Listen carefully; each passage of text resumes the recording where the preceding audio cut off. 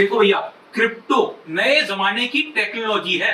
जो नई टेक्नोलॉजी होती है ना, वो पुरानी टेक्नोलॉजी को एकदम तबाह कर देती है, खत्म कर देती है, खा जाती है।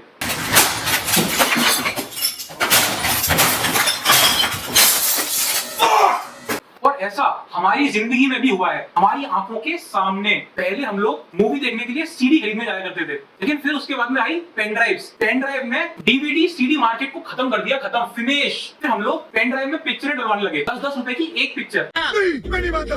लेकिन उसके बाद मोटा भाई अंबानी जियो 4G ले आया और उसने पेन ड्राइव में पिक्चरों डालने वालों का बिजनेस खत्म कर दिया, खत्म, फिनिश। अब तो हम लोग पिक्चरें फोन पे ही डाउनलोड कर लेते हैं। तो समझ रहे हो, technology is a one way street. अगर तुम इसके रास्ते पे एक बार चले गए तो वापस नहीं आ पाओगे। खत्म, bye bye, tata, good bye, गया। और जो आज के जमाने में भी डीवीडी देख रहा होगा, क्योंकि मैं चूतिया हूँ, मेरा दिमाग चूतिया है। आज मैं आपको बताने जा रहा हूँ कि आप रुपए के खिलाफ कैसे सट्टा लगा सकते हो। अभी मजा आएगा ना भिड़ो। मतलब इसको कैसे शॉर्ट कर सकते हैं हम लोग। इसको फाड़ दो। विशुद्ध चूतिया लड़के हो तुम, चुप रहो। देखो, हमें नॉर्मली पता है कि इन्फ्लेशन की वजह से इसकी वैल्यू गिरने वाली है। भाई क्या हुआ? और 6% का इन्फ्लेशन नॉर्मली रहता ही रहता है। आप बैंक के पास जाओ, बैंक से 50 लाख रुपए उधार ले लो और उस 50 लाख से कोई एसेट खरीद लो। मान लो कि कॉमर्शियल दुकान ही खरीद लिया आपने, जिससे किराया आता है, और अभी इंटरेस्ट रेट वैसे भी लो चल रहे हैं। क्या हो मोदी जी की कि मोदी है तो मुमकिन है। देखो, जब इन्फ्लेशन होगा तो तुम अपना किराया भी बढ़ाओगे, तो उसी किराए से बैंक की किस्त दे देना। और तुम्हें तो पता ही है कि रुपए गिरने वाला है, तो इस पैसे की वैल्यू फ्यूचर में तो कमी होगी ना, तो तुम्हें वो घर सस्ता पड़ेगा, तो किराया अलग से मिलेगा। तो ओवर द लॉन्ग पीरियड वो तुम्हारा एक एसेट हो जाएगा। ये ऐसा ही पैसा होगा। अरे सुनो यार, देश में इतनी सारी प्रॉब्लम है, मैं सॉल्यूशन दे रहा हूँ ना। मैं नहीं मानता। पेट्रोल की गाड़ियां बहुत ज्यादा पॉल्यूशन करती हैं, तो सारी पेट्रोल की गाड़ियां बैन करनी चाहिए। अबे साले। और जो गाड़ी बनाने वाली कंपनियां है ना, मारुति सुजुकी, हुंडई, जो पेट्रोल की गाड़ी बनाती हैं, सब बैन कर दो। यही नहीं, अभी और सुनिए। देखो, 52.6% इलेक्ट्रिसिटी कोल से आती है, तो वो सारे कोल वाले प्लांट भी बैन कर दो, बंद कर दो ना, जरूरत नहीं है। एनवायरमेंट बचेगा तो हम रहेंगे, बंद कर दो सारे। अरे देखो, देश में इतनी गरीबी है, ये अंबानी अडानी देखो कितने अमीर है, इनका सारा पैसा ले लो और सब गरीबों में बांट दो, सही रहेगा। वाह भैया वाह, क्या बात बताई है आपने। वैसे आप करते क्या हो? यार, मैं तो भीख मांगता हूँ। तेरे तरीका भीख मांगने का। भोसड़ी के बेटे मौज कर दे। हाँ मौज कर दे, वाह बेटे वाह।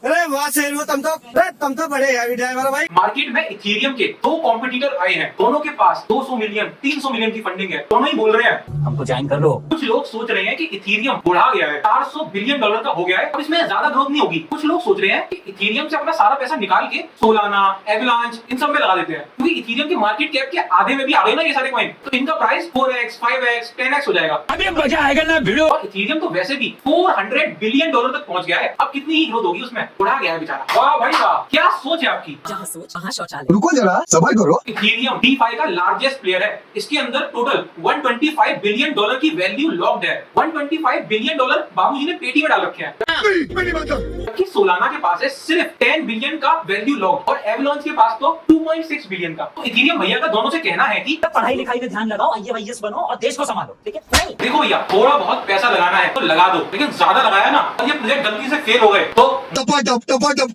एवलांच में फंडिंग की आंधी आई हुई है। इसने $230 मिलियन की फंडिंग उठाई है भैया। ऐसा ही पैसा होगा। ये पिछले महीने से अब तक 4 गुना हो चुका है, और पिछले 24 घंटे में 22% बढ़ के इसने अपने ऑल टाइम हाई $65 को टच कर लिया है। इथेरियम को टक्कर देने की पूरी तैयारी है भैया।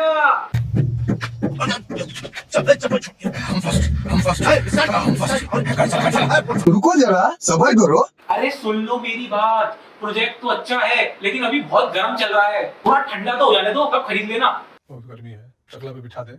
और मैंने तो आपसे पहले भी कह रखा है कि ऑल टाइम हाई पे कभी मत खरीदा करो, जब गिर गए हो और पूरे मार्केट में मौत आ गई हो तब खरीदा करो। हमारे मतलब आपको मत सिखाइए। डोज कॉइन का चचेरा भाई शिबा इनू यूएस के लार्जेस्ट एक्सचेंज कॉइन बेस पे लिस्ट हो गया है।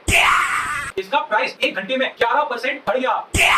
डोज कॉइन का अभी मार्केट कैप $30 बिलियन है, जबकि शिबा इनू कॉइन का सिर्फ 3 बिलियन। तो क्या पता बिटकॉइन 37 लाख का मिलता है, जबकि ये वाला कॉइन सिर्फ 15 पैसे में मिल रहा है। आपको तो पता ही है कि आपको क्या करना है।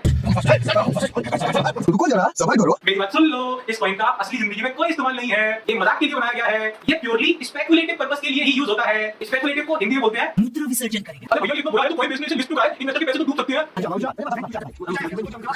हाँ भैया, ये 25 दिन में पैसे डबल करने वाली स्कीम की तरह है। इसमें क्या पता आपके पैसे डबल हो जाए, और क्या पता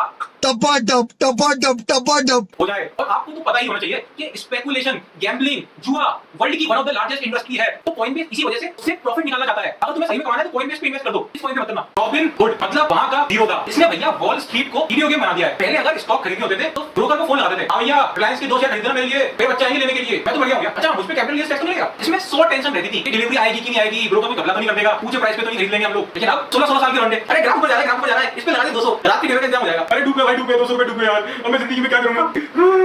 तोबा तोबा तोबा, सारा मूड खराब कर दिया। इन सब में से कुछ लोग टिप जीवी होते हैं, उन्हें अंदर की खबर पता होती है। मतलब रिलायंस के सबसे ज्यादा सीक्रेट ऑफिस के सामने जो चौकीदार बैठा है ना, उसने डायरेक्ट खबर दी होती है, भैया स्टॉक प्राइस 10 रुपए ऊपर जाने वाला है, खरीदो खरीदो। उसकी इस एडवाइस पे वो अपनी जिंदगी की सारी सेविंग से खेल लेते हैं। पैसा ही पैसा होगा। कभी कभार किस्मत में पैसे आते हैं और कभी कभार श्यामू भैया सुन लो, प्रोफेशनल ट्रेडर्स के पास में 100 तरीके होते हैं जिससे वो अपनी रिस्क को हेज करते हैं, स्टॉप लिमिट लगा के रखते हैं। लेकिन अगर तुम्हारा भारी लॉस हो गया ना श्यामू भैया, मेरी बात ध्यान से सुनो, अगर तगड़ा नुकसान हो गया ना तो भाभी जी के सोने के कंगन बिक जाएंगे, भाभी जी समेत। तो फिर सावधान रहिए, सतर्क रहिए, सुरक्षित रहिए। गणेश में ये सब क्या देखना पड़ रहा है? अच्छा है मैं अंधा। कैटी पेरी और जॉनी सिंस ने सॉरी भावना में बह गया। कैटी पेरी ने बहुत सारे इन्वेस्टर्स के साथ में मिलकर ऑडियंस में इन्वेस्ट किया है। ऑडियंस मतलब डिसेंट्रलाइज्ड ब्लॉकचेन वर्ल्ड में स्पॉटिफाई की कॉपी। इसमें छोटे आर्टिस्ट म्यूजिशियंस को अपने गाने का डायरेक्ट कमीशन मिल सकता है। उन्हें अपना गाना सरवाइव करने के लिए बड़े बड़े म्यूजिक लेवल्स को बेचने की जरूरत नहीं पड़ेगी।